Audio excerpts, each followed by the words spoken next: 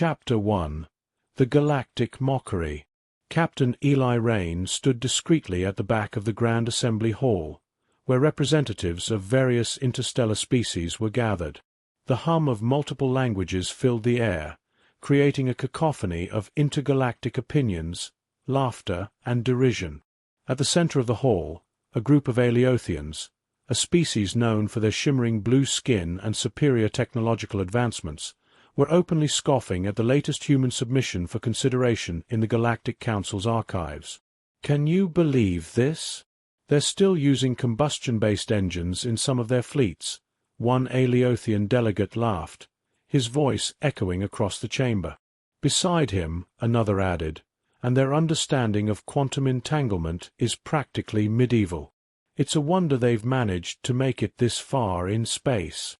Eli's jaw tightened, but he maintained his composure. Beside him, his first officer, Commander Marcus Flynn, muttered under his breath, "We'll see who's laughing soon enough." "Not here, Marcus," Eli whispered, placing a calming hand on his friend's shoulder. "Let them have their fun. Our time will come." Across the room, Eli noticed another human, Dr. Lucas Holden, a renowned physicist, trying to defend a technical point to a group of skeptics from the Zeltron constellation. Lucas was met with dismissive waves and patronizing smiles. "It's clear you've made some progress, Dr. Holden," a Zeltron delegate said in a tone that was polite yet unmistakably condescending, "but there's a vast difference between theoretical knowledge and practical application. Perhaps in another century or two." Eli caught Lucas's eye and nodded subtly, signaling him to disengage. Lucas took the cue gracefully, stepping back and making his way over to Eli and Marcus. "They're relentless," Lucas said, his voice a mix of frustration and resignation. "It's like they enjoy watching us squirm." "They do," Eli replied, "but they won't enjoy it for much longer." "Are the preparations complete?" "Everything's ready on your command," Lucas confirmed. "The silent echo is in position, just outside their detection range." Eli surveyed the room, his gaze settling on the large viewing windows that showcased the vastness of space beyond. "Then let's not keep our friends waiting any longer. Marcus, Lucas, you're with me." The three men moved through the crowd, their strides confident yet unassuming, towards the Assembly's control podium.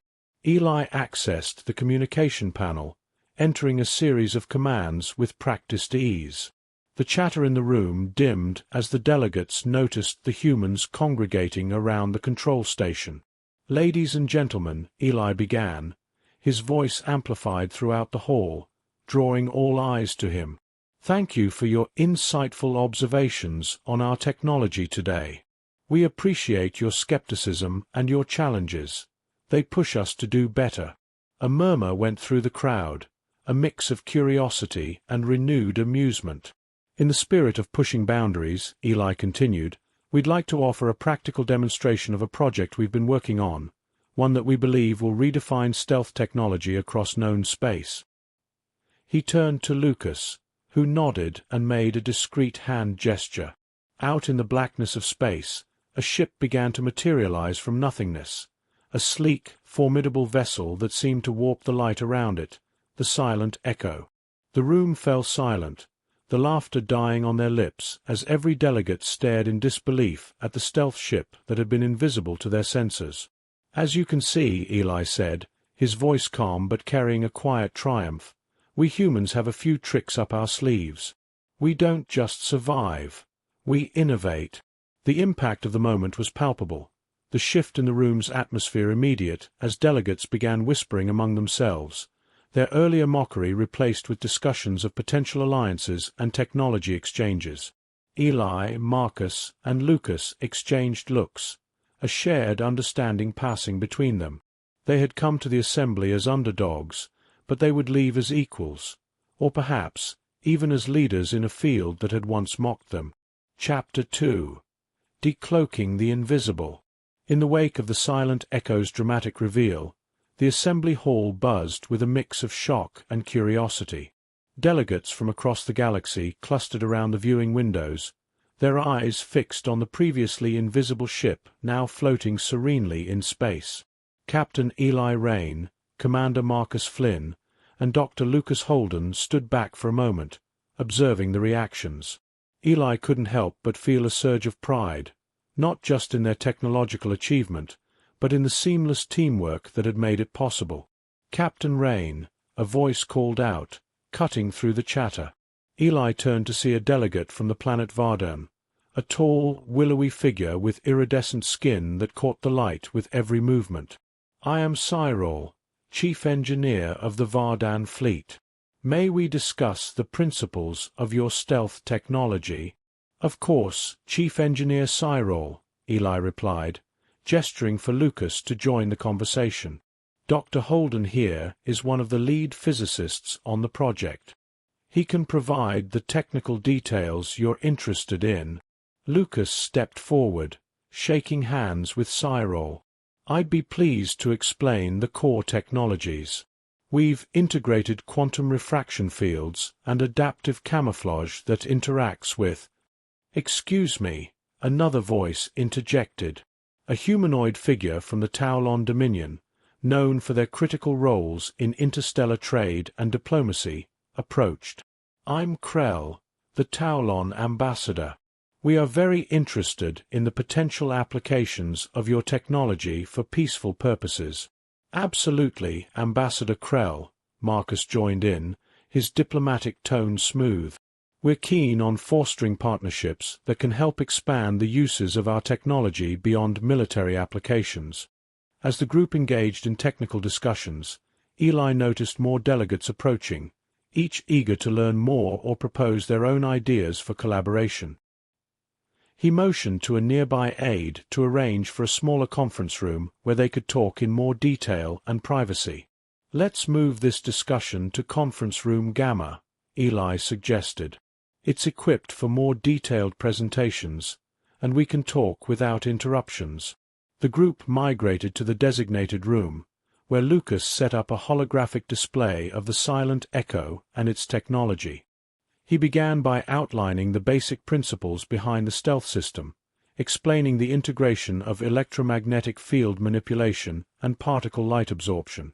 "As you can see," Lucas explained, pointing to the shimmering hologram, "the ship's surface is coated with nanoscale metamaterials that can adapt to various spectral outputs, making it nearly invisible across multiple bandwidths." Cyril nodded thoughtfully. "Impressive. The potential for such technology in civilian spacecraft could revolutionize travel in contested zones." Krell added, "And from a diplomatic standpoint, the ability to arrive unnoticed could be beneficial for sensitive negotiations." Marcus took notes on a digital pad, making sure to capture every suggestion and question. "These insights are invaluable," he said. "We're just as eager to explore peaceful applications as we are to develop our defensive capabilities." The meeting lasted several hours, with Eli, Lucas, and Marcus fielding questions, discussing potential collaborations, and even sketching preliminary agreements on shared research and development initiatives. As the delegates eventually filed out, each expressing thanks and excitement about future prospects, Eli pulled his team aside. "Great work today," he said, clapping Lucas and Marcus on the back. "We came here to change perceptions, and I'd say we've done more than that. We've started something that could lead to real, meaningful progress." Marcus grinned. "From underdogs to pioneers, huh?" Lucas laughed. "Let's just hope we can keep up with the expectations now." Eli's smile was confident, his gaze returning to the silent echo visible through the conference room's window. "We will. We've got the right team, the right tech, and now the right partners. Let's get to work." With renewed determination, the team dispersed to their respective duties, ready to capitalize on the opportunities their unveiling had created, knowing they had not only revealed a ship, but had also opened doors to a future filled with potential. Chapter 3. The Proposal. After the successful demonstration of the Silent Echo, Captain Eli Rain convened a strategy meeting aboard their ship. The room buzzed with energy as the crew, invigorated by their recent triumph, gathered around the holographic table displaying a star map. "All right, team," Eli began, standing at the head of the table with a confident stance. The Assembly's response was better than we anticipated. "It's time to leverage this momentum." Commander Marcus Flynn, always the tactician, chimed in. "We've been invited to participate in a series of joint missions. These are prime opportunities to not only showcase our technology, but also to solidify our standing within the Galactic Council." Dr. Lucas Holden, rubbing his chin thoughtfully, added, "These missions could also serve as live testing grounds for further enhancements to the Silent Echo's stealth tech." Eli nodded at Lucas, then turned to the rest of the crew. "Our first proposed mission involves charting the unexplored sectors of the Draconis Void. It's risky due to the unknown variables, but the potential discoveries could be invaluable." Lieutenant Jasper Cole, the ship's navigation officer, looked up from his console. "The Draconis Void? That's frontier space. Charting it could put us on the map as explorers, not just technologists." "That's the spirit, Jasper," Eli responded with a smile. "But we won't be going alone. We've been approached by several species for a joint exploration pact. It would be a collaborative effort." Chief Engineer Mia Tanaka, who had been quietly listening, spoke up. "Collaboration means sharing our tech knowledge. Are we ready for that? There are security risks involved." Eli acknowledged her concerns with a nod. "Mia, you're right. We need to safeguard our tech. But think of the benefits. We gain allies, resources, and get a foothold in areas we couldn't access alone." Marcus added, "Plus, working closely with others could give us insights into their technologies as well. It's a two-way street." The crew mulled this over, the implications of such partnerships sparking a mix of excitement and caution. Lucas broke the brief silence.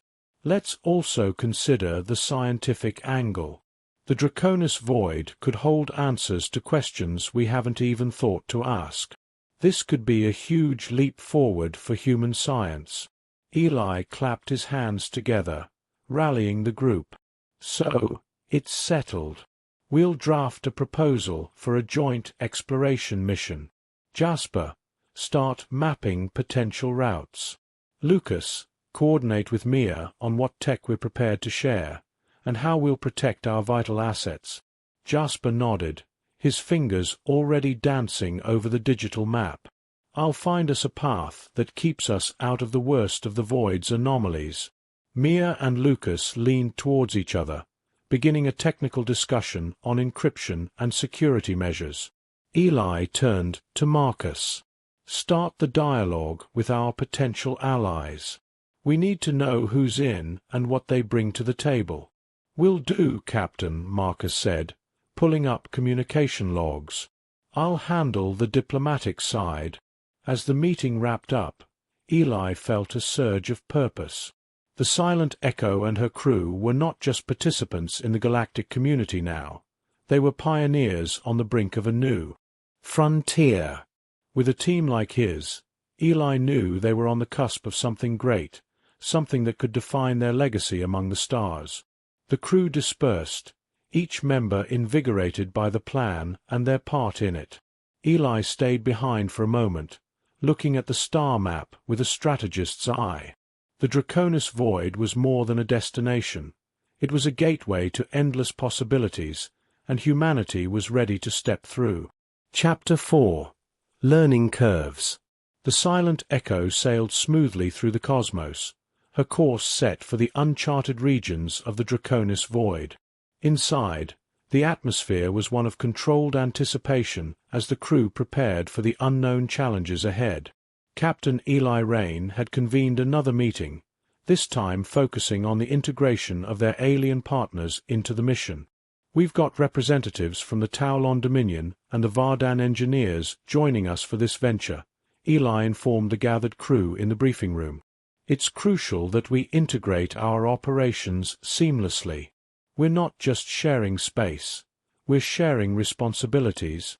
Commander Marcus Flynn, always keen on protocol, added, "We'll need to establish clear communication channels. Misunderstandings in the void could be costly." Dr. Lucas Holden, flipping through digital notes on his tablet, looked up. "I've prepared some initial briefings on our tech for the Vardens. It's detailed yet cautious, enough to foster collaboration without exposing too much." Lieutenant Jasper Cole interjected, "And I've been setting up navigational training with the Torlans. Their understanding of astrometrics could really complement our approach, especially in unpredictable space like the Draconis." Chief Engineer Mia Tanaka, who was coordinating the technical preparations, chimed in. "I'm also organizing a series of workshops. We need to make sure our systems are compatible, or at least that we can troubleshoot any issues that arise from incompatible tech." Eli nodded appreciatively at his team's initiative. "Excellent. Let's keep in mind, though, that this is more than just a mission. It's a cultural exchange. We need to be as open to learning from them as we hope they will be from us." As the meeting concluded, the representatives from the alien species arrived aboard the Silent Echo. The Taulon ambassador, Krell, and the chief engineer Cyrol from Vardan were greeted at the airlock by Eli and Marcus. "Welcome aboard the Silent Echo," Eli greeted them warmly. "We hope your journey was comfortable." Krell, with his usual diplomatic grace, responded, "It was most enlightening, Captain. We are eager to see your operations up close." Cyrol, more reserved but visibly impressed by the ship's interior, merely nodded. "Thank you, Captain. We are ready to begin whenever you are." The initial tours and introductions went smoothly, with crew members from both human and alien teams mingling and exchanging pleasantries and technical jargon alike.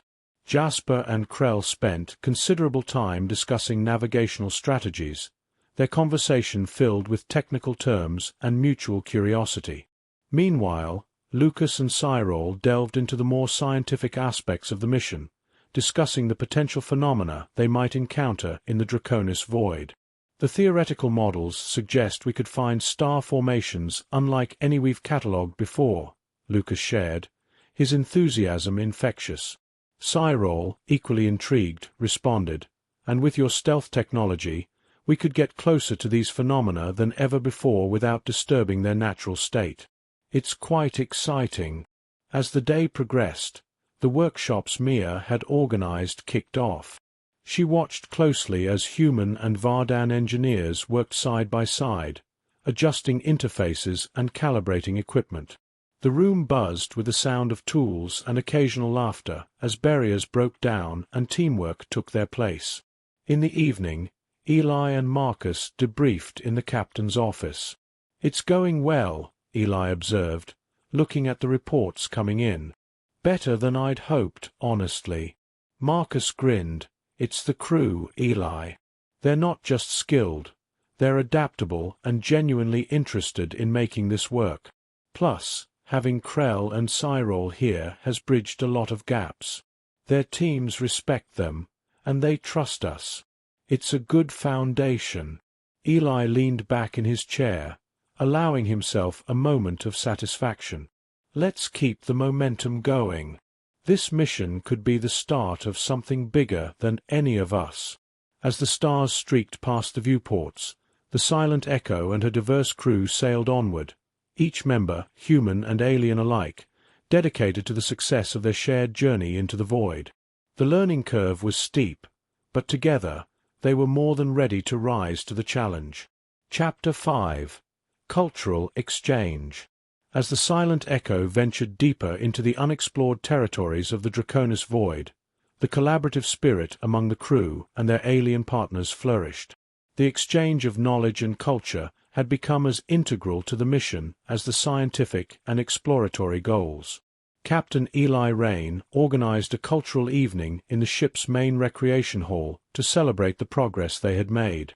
The room was set up with various stations, each displaying aspects of human and alien cultures, from culinary delights to artistic expressions. Eli opened the event with a warm welcome. Tonight isn't just about sharing food and stories. It's about understanding who we are, where we come from, and what we dream about. Let's make the most of this unique opportunity."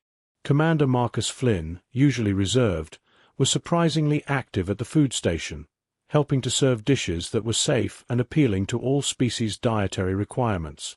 "Try this," he suggested to Chief Engineer Cyril, offering a plate of carefully prepared Earth cuisine. "It's a mild vegetarian curry. We've checked the ingredients for compatibility with your physiology." Cyril tasted the dish, his eyes lighting up with pleasure. "Delicious! I shall share a recipe from Vardan as well, a form of cold soup that is both refreshing and nutritious." Dr. Lucas Holden and Lieutenant Jasper Cole were at the art station, discussing human music and Vardan visual arts with a group of fascinated crew members from both species. "Music is a universal language," Lucas explained, playing a soft melody on a portable music player. "This piece is called Clair de Lune. It's about moonlight and has a calming effect." A Taulon scientist, Zell, listened intently, then responded, "We have similar concepts in Taulon culture, where rhythms are used to convey feelings of peace or excitement. I will compile some samples for you." Meanwhile, Jasper, who had a hidden talent for sketching, drew quick portraits of their guests. "It's a way to capture moments," he said as he showed a completed sketch to Krell, the Taulon ambassador. Krell was impressed. "Your skill is remarkable. Perhaps you would like to try using some of our drawing implements? They are quite different and might offer you a new experience." In another corner, Mia Tanaka led a technology exchange workshop. "Here we can see the different tools we use in engineering," Mia explained, showing a collection of human and Vardan devices. "While our tools are designed for similar purposes, the design philosophy behind each is unique to our cultures." Cyril, who had joined the workshop after enjoying the food, added, "For example, our tools use magnetic resonance for manipulation, which reduces physical contact with materials. It's quite effective in delicate operations." As the evening progressed, Eli watched the interactions with a sense of accomplishment. The barriers between species were dissolving, replaced by mutual respect and fascination. He joined Marcus, who was now speaking with several delegates about potential joint ventures beyond the mission. "Seeing everyone together like this, sharing and learning, it's more than I hoped for when we planned this mission," Eli shared with Marcus. Marcus nodded, his eyes scanning the room. "It's the people, Eli. Put the right group together, and they can do more than coexist. They can thrive." As the cultural evening drew to a close, the crew and their guests felt more connected than ever. They had shared parts of their souls through their cultural heritages, forging deeper bonds that would serve them well as they faced the unknown challenges of the Draconis void. With new understanding and friendship solidified, the Silent Echo was not just a vessel in space. It had become a microcosm of potential harmony between civilizations, a small but shining example of what could be achieved when different worlds came together. Chapter 6. Under the Stars of Andromeda. The mission to chart the Draconis void had reached its zenith. The Silent Echo, now deep within the heart of unexplored space, was on the brink of a major discovery. Captain Eli Rain had called a meeting in the observation deck, where the crew could gaze out at the swirling nebulae and pulsing star clusters that framed their next challenge. "Team, we're about to enter a region where no one from our allied civilizations has gone before," Eli announced, his voice carrying a mix of gravity and excitement. "The data we gather here could redefine our understanding of the universe." Commander Marcus Flynn stood beside a holographic display of their trajectory. "We'll be relying heavily on our stealth technology to navigate through. The density of the cosmic dust could obscure sensor readings, making us blind to potential hazards." Dr. Lucas Holden, ever the scientist, was optimistic. "While the risks are non-trivial, the scientific rewards are immense. We might even find new energy sources or minerals." Lieutenant Jasper Cole, tasked with navigation, added, "I've plotted a course that should keep us at a safe distance from the larger anomalies. But everyone needs to be alert. Conditions could change rapidly." Chief Engineer Mia Tanaka chimed in from her console, where she monitored the ship's vital systems. "I've double-checked all our critical systems. The Echo is as ready as she'll ever be." As the ship approached the densest part of the nebula, the crew's anticipation grew. The view outside the observation windows was mesmerizing. Clouds of vibrant gas illuminated by the light of young stars, a cosmic dance of color and light. Suddenly, the ship shuddered slightly, a silent reminder of the nebula's power. Eli glanced at Marcus, who was now carefully watching the sensor readings. "Minor turbulence from a gravitational ripple," Marcus reported. "Nothing the Echo can't handle, but let's stay sharp." The crew worked seamlessly, each member attuned to their tasks.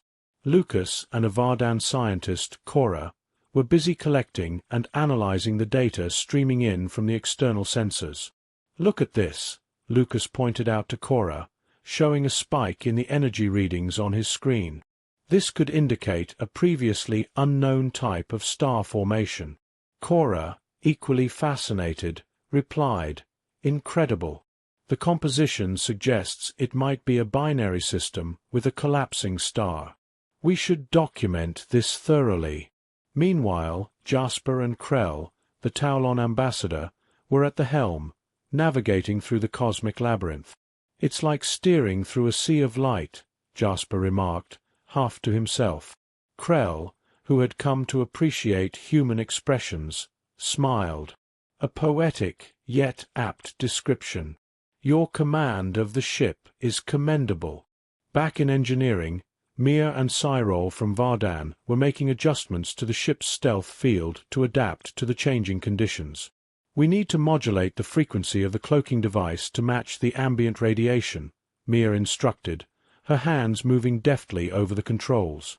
Cyril, working alongside her, was impressed by the human technology.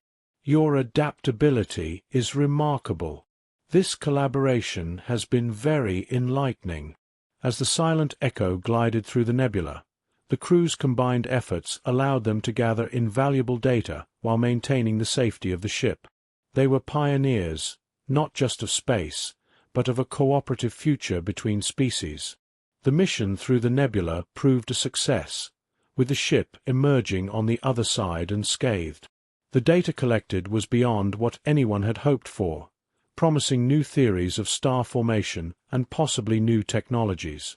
Eli gathered the crew in the observation deck once more, looking out at the calm space that lay beyond the nebula.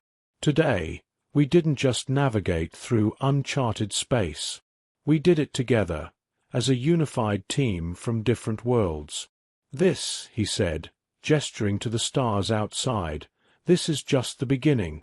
Their journey through the nebula had bound them closer than before, each member of the crew proud to be part of this historic voyage under the stars of Andromeda. Chapter 7. Closer Encounters. After their successful navigation through the Draconis void, the crew of the Silent Echo enjoyed a brief period of calm. Captain Eli Rain decided it was a perfect time for deeper personal interactions among the crew, aiming to strengthen the bonds that had been forming throughout their challenging journey. In the ship's communal lounge, Eli organized an informal gathering. "Let's take this time to not only relax but also share more about ourselves," Eli suggested as he sat down with a group that included Commander Marcus Flynn and Dr. Lucas Holden. Marcus, usually focused on protocols and security, took the opportunity to open up. "You know, before I joined the space program, I was a teacher. History was my subject. I believe it's important to understand our past to navigate our future," he shared, causing a few nods around the circle. Lucas, intrigued by the personal revelation, responded, "That's quite a shift, from history to space exploration. What made you change courses?"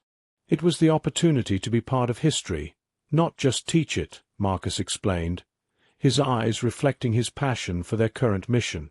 Meanwhile, Lieutenant Jasper Cole and Chief Engineer Mia Tanaka were engaged in a light-hearted competition, setting up a model spacecraft building contest.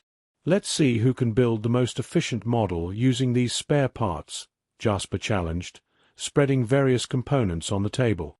Mia grinned, her competitive spirit ignited. "You're on, Lieutenant. May the best engineer win." As they busied themselves with the task, their laughter and good-natured banter drew a small crowd of human and alien crew members, all eager to join in or cheer on their favorites. On the other side of the room, Eli found himself in a deeper conversation with the Vardan Chief Engineer Cyril and the Taulon Ambassador Krell. They discussed not only the mission but also philosophical questions about space, existence, and the nature of peace. Krell, who had always been a thoughtful conversant, posed a question. "What do you think is the ultimate goal of our explorations? Is it merely scientific, or is there something more profound at stake?" Eli considered this carefully before answering. "I believe it's both. Science drives us, but there's a profound element in making connections, understanding each other, and finding our place in the cosmos." Cyril nodded, his expression thoughtful. "In Vardan culture, we have a saying, that the stars are not only above us but also within us. This mission has made me see the truth in those words." As the evening progressed, Lucas and Marcus set up a viewing session in the observation deck, inviting anyone interested to view distant galaxies and nebulae through the ship's powerful telescopes. "Look here," Lucas pointed to a particularly bright cluster of stars displayed on the screen. "Each point of light could be a sun to someone's world. It's a humbling thought." Marcus, peering through the telescope, added, "And each one of those lights represents a possibility, a chance for new discoveries, new connections." The night ended with a shared sense of camaraderie and wonder. As the crew members dispersed to their quarters, Eli remained a moment longer, looking out at the stars. The journey had taught them much about the universe and each other. The trust and friendships formed here, under the vast canopy of space, were as significant as any scientific achievement. Their voyage through the stars had not only revealed new celestial phenomena, but also uncovered the depth of human and alien potential for collaboration and understanding.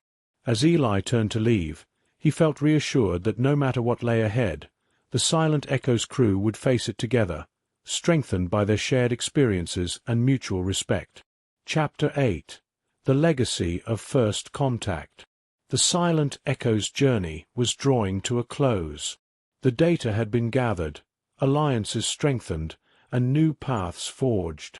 As the ship approached the edge of the Draconis void, Captain Eli Rain prepared his crew for their return to the Galactic Assembly, where they would report on their findings and experiences. In the main conference room, Eli met with Commander Marcus Flynn, Dr. Lucas Holden, Lieutenant Jasper Cole, and Chief Engineer Mia Tanaka to finalize their presentation. "All right, team," Eli began, setting the tone with his steady gaze. "Today, we're not just presenting data. We're showing the Assembly what can be achieved through collaboration and mutual respect." Marcus nodded, reviewing the agenda on his tablet. "I've organized the findings by category: stellar phenomena, technological advancements, and cultural exchanges. It's a compelling narrative of our journey." Lucas chimed in, "I've added the scientific data, emphasizing the unique phenomena we observed, which could only be documented thanks to our combined efforts and technologies." Jasper, who had been responsible for navigation and safety, added, "I'll speak on the enhancements to our navigation protocols, which were significantly improved by integrating Taulon astrometrics and Vardan engineering insights." Mia was last to speak, her tone proud. "And I'll cover the technical collaborations that led to advancements in our stealth tech and safety systems. We've not only bridged technological gaps, but also set new standards for ship design." Eli smiled, pleased with his crew's preparation and enthusiasm. "Excellent. Let's bring the Silent Echo's legacy to life for them." As they entered the Galactic Assembly Hall, the crew was greeted with a mixture of curiosity and respect, a stark contrast to their last visit. The delegates listened intently as each member of the crew took the podium to share their part of the story. Marcus spoke of the strategic collaborations that had enhanced safety and efficiency. Lucas detailed the scientific discoveries and their implications for understanding the universe. Jasper outlined the practical benefits of their improved navigation techniques, and Mia highlighted the technological leaps made possible by interspecies cooperation. Eli concluded the presentation with a powerful statement. This mission has taught us that the void between species and cultures is only as wide as we allow it to be. Together, we've turned that void into a conduit for unity and discovery.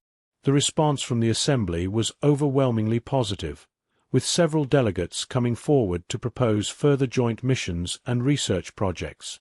After the presentation, Krell, the Taulon ambassador, approached Eli with a proposal. "Captain Rain, your leadership has inspired many here today. Would you consider serving as an advisor for the newly proposed Interstellar Research Coalition?" Eli was taken aback, but honored. "Ambassador Krell, I'd be proud to contribute to such a cause." Cyril, joining them, added, "And perhaps the Silent Echo could serve as a model for future coalition ships." As the crew mingled with the delegates, discussing potential projects and partnerships, Eli felt a deep sense of fulfillment. They had set out to alter perceptions and had ended up changing the course of interstellar cooperation. The Silent Echo's mission had begun with skepticism and isolation, but it concluded with accolades and anticipation for the future. Humanity had not only proven itself a capable member of the galactic community, but had also spearheaded a movement towards deeper understanding and cooperation among the stars. Back aboard the Silent Echo, as they prepared for their journey back to Earth, Eli looked out at the stars, thinking about the infinite possibilities ahead. "Let's go home, crew," he said with a smile. "We have a new chapter to begin."